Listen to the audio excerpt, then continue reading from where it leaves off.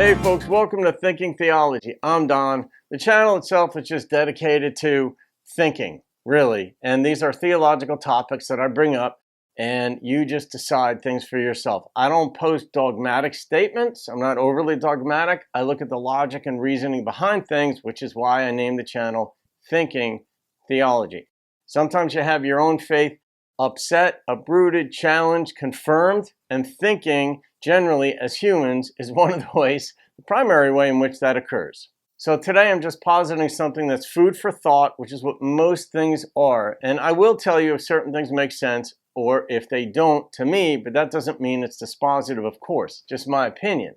Now, regarding the canonization of the New Testament, it's important to take into consideration how the New Testament was canonized. Like most people, and I used to be among them before I understood this, considered when you see a book coming to you with the Hebrew Bible and the New Testament all in one thing, and it says, here's the Bible.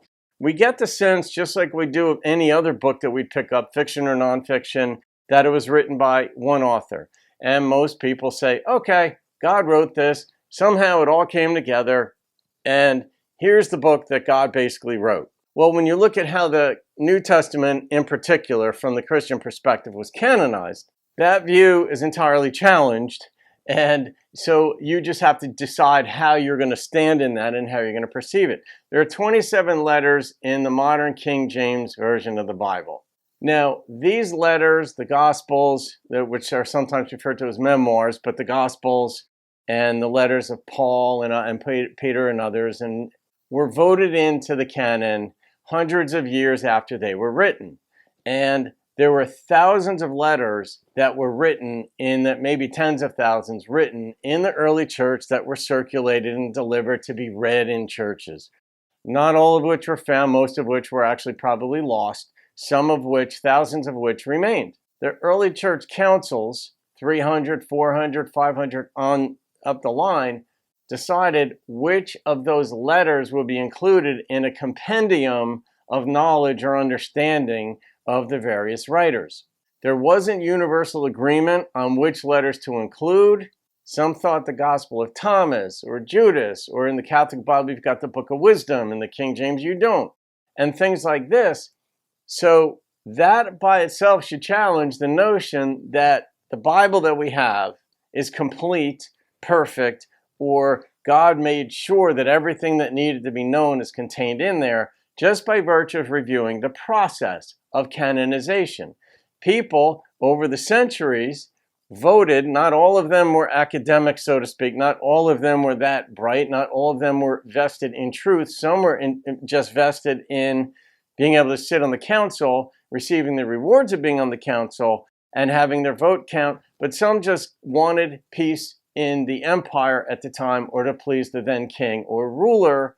And this was part of the process of voting these letters in. So just like today's Christian community, any community really, there's no monolithic community out there, but the Christian community, however you define that, is factionalized. So just like today's Christian community is factionalized, you've got different groups. This church across the corner, across the street from another church. And this group thinks most groups think they have the right doctrine and kind of stand in it, especially the fundamentalist groups. But knowing that the councils back then basically were the same way, people have differed on things across the centuries, do you think you would have agreed with what they included in the canon of the New Testament had you been there? And this is an important question, and it's one that's difficult to answer because your perspective would not be based on today's view and then anachronistically applying your current sensitivities or sensibilities and understanding to back then. It would have been based on what was known back then.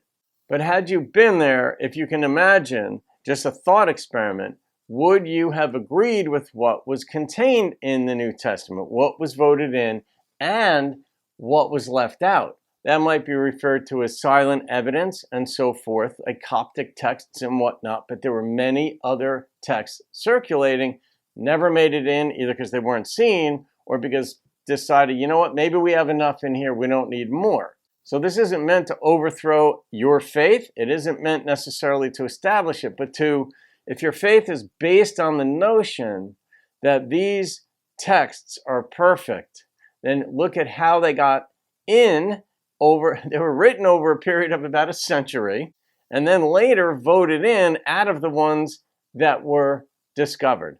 And just as an aside here, there are 12 letters of Paul in the New Testament, and it's pretty much understood by scholars that 5 of them are pretty firmly to believe to have been written by Paul, and the other 7 are varying degrees of certainty as to that they don't belong in there, that they were not written by Paul. I believe that there are 5 that are known to have not been written by him, and 2 that are maybe he wrote them.